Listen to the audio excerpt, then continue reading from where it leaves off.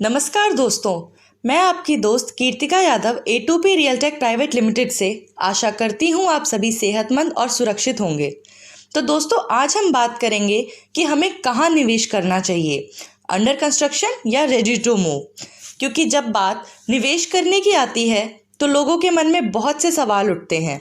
आज हम इसी मुद्दे पर बात करेंगे और जानेंगे दोनों की खूबियाँ और खामियाँ। एक प्रश्न जो आमतौर पर लगभग सभी घर खरीदारों को परेशान करता है वह यह है कि ready to move in house का विकल्प चुनना है या अंडर कंस्ट्रक्शन बुक करना है। क्योंकि इन दोनों प्रकार की संपत्तियां विभिन्न प्रयोजनों और इरादों की सेवा करती हैं, इसलिए इनके पेशेवरों और विवरणों को जानना आवश्यक है। Ready to move in property महंगी होने के चलते कई दफ़ा खरीदार के बजट में फिट नहीं बैठती। वहीं अंडर कंस्ट्रक्शन में इस्तेमाल मटेरियल, पोजीशन व अन्य सुविधाओं के संबंध में स्पष्टता नहीं होती। अंडर कंस्ट्रक्शन के मुकाबले रेडी टू मूव प्रॉपर्टी की शुरुआती कीमत हमेशा अधिक होती है। निर्माणाधीन संपत्ति यानी अंडर कंस्ट्रक्शन प्रॉपर्टी। एक निर्माणाधीन संपत्ति खरीदना इन दिनों एक घर के मालिक होने के सपने को साकार करने के सबसे आसान तरीकों में से एक बन गया है। अचल संपत्ति में यह प्रस्ताव कुछ जोखिमों के साथ आता है। सबसे आम देरी कब्जे में है। Ready to move in property. Ready to move in property पिछले कुछ वर्षों में परियोजनाओं वितरण में लगातार देरी के कारण घर खरीदारों ने तेजी से तैयार इकाइयों को प्राथमिकता देना शुरू कर दिया है। आइए उसी के फायदे और नुकसानों पर एक नज़र डाल लेते हैं। आइए जान लेते हैं निर्माणाधीन संपत्ति यानी अंडर कंस्ट्रक्शन प्रॉपर्टी के लाभ। जेब पर आसान। एक निर्माणाधीन संपत्ति खरीदार की जेब को नुकसान नहीं पहुंचाती है। जैसे कि एक तैयार घर खरीदने के समय होता है। यदि स्थान, क्षेत्र, संपत्ति प्रकार और बिल्डर जैसे कारक समान हैं तो रेडी टू मूव हाउस की लागत एक निर्माणाधीन से अधिक है। मूल्य निर्धारण का अंतर 10 से 30% के बीच कहीं से भी भिन्न हो सकता है। अधिक रिटर्न। एक अंडर कंस्ट्रक्शन प्रॉपर्टी खरीदने से आमतौर पर खरीद स्टेज और डिलीवरी टाइमलाइन के बीच विस्तारित विंडो अवधि के कारण निवेश पर अधिक लाभ मिलता है। यदि आप संपत्ति को कब्जे के करीब बेचते हैं तो आप अपनी पूंजी निवेश पर स्वस्थ प्रशंसा अर्जित करने का एक अच्छा मौका देते हैं। रेरा अनुपालन।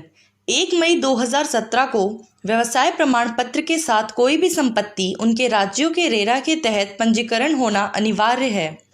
इसलिए अंडर कंस्ट्रक्शन प्रॉपर्टीज अवश्य रूप से रेरा के दायरे में आएंगी और इस प्रकार निष्पक्ष व्यापार प्रथाओं का पालन करने के लिए उत्तरदायी बनेंगी। खरीदार अपने राज्य की रेरा वेबसाइट पर इन संपत्तियों के बारे में जानकारी प्राप्त कर सकते हैं और यहाँ तक कि रेरा के तहत गठित अपीलीय न्यायाधिकरण द्वारा त्वरित शिकायत निवारण की तलाश कर सकते हैं। हालांकि रेडी टू मूव और अंडर कंस्ट्रक्शन प्रॉपर्टी के बीच पूरी कीमत का आकलन किया जाए तो बड़ा अंतर नहीं होता है। आइए तो अब एक नज़र डाल लेते हैं ready to move in property के लाभ पर। तत्काल उपलब्धता। एक तैयार इकाई के प्रमुख लाभों में से एक है कि किसी की प्रतीक्षा अवधि की अनुपस्थिति है। आपको बस इतना करना है कि भुगतान करें, सभी दस्तावेजीकरण कार्य से गुजरें और अंदर जाएं। यह आपको अपने किराए और EMI के भुगतान करने के दोराहे के बोझ से भी बचाता है। अगर आपको घर खरीदने के लिए वित्तीय सहायता मिल रही है, आपको वही मिलता है जो आप देखते हैं। एक निर्माणाधीन इकाई के विपरीत एक तैयार की हुई इकाई के मामले में आपको वास्तव में वही मिलता है जिसका आप भुगतान करते हैं। जैसे कि यूनिट आपके लिए खरीद को अंतिम रूप में देने से पहले निरीक्षण के लिए तैयार है। अन्य महत्वपूर्ण बातों के अलावा वादा किए गए लेआउट, सुविधाओं और सुविधाओं के साथ विसंगतियों का कोई खतरा नहीं है। GST के प्रभाव से मुक्त। हाल ही में लागू माल और सेवा कर GST ने निर्माणाधीन संपत्तियों की खरीद पर 5% लगाया। हालांकि तैयार संपत्तियों को GST के दायरे से बाहर रखा गया है। पूंजी लाभ कर। यदि आप पहले से मौजूद संपत्ति को बेचकर एक निर्माणाधीन संपत्ति खरीदने की योजना बनाते हैं तो उसका निर्माण संपत्ति की बिक्री के 3 साल के भीतर पूरा होना चाहिए। यदि निर्माण में 3 साल से अधिक का समय लगता है तो बेची गई संपत्ति से long term capital gains LTCG पर सेस और अधिभार के भुगतान के साथ जोड़कर 20% कर लगाया जाता है।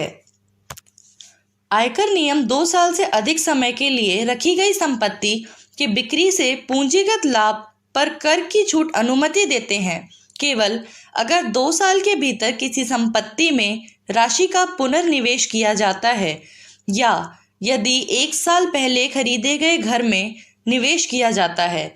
संपत्ति की बिक्री या 3 साल के भीतर घर बनाने के लिए उपयोग किया जाता है। ऐसे परिदृश्य में यदि डेवलपर कब्जे में देरी करता है तो आप पूंजीगत लाभ कर के रूप में एक बड़ी राशि का भुगतान करेंगे। आइए अब बात कर लेते हैं इनके कुछ नुकसानों की।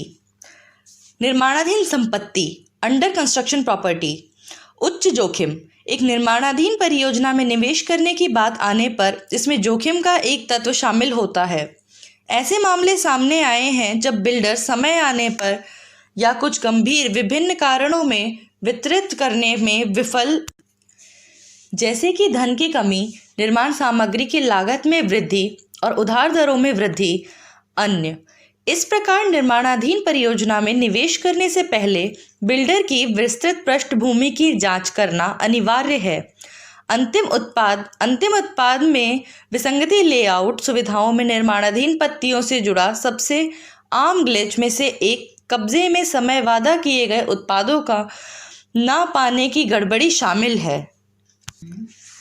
सामान्य असंगतियों में वादे किए गए परिवर्तित लेआउट और कम सुविधाओं की तुलना में कम उपयोग करने योग्य क्षेत्र शामिल है। GST कार्यान्वयन। एक निर्माणाधीन संपत्ति खरीदने पर संपत्ति की कुल लागत के 5% की कर घटना होगी। स्टैम्प ड्यूटी और पंजीकरण शुल्क अलग से चुकाने होंगे, जिसके परिणाम स्वरूप करों का भारी व्यय होगा। 45 लाख रुपए से कम कीमत की किफ़ायती घर संपत्ति की कुल लागत का 1% GST आकर्षित करते हैं। आशा करती हूँ आपको ये जानकारी पसंद आई होगी और ऐसी जानकारियों के लिए हमारे चैनल A2P रियल टेक से जुड़े रहें। लाइक, शेयर और सब्सक्राइब करना ना भूलें। Kirtika Yadav, A2P Realtech. Thank you.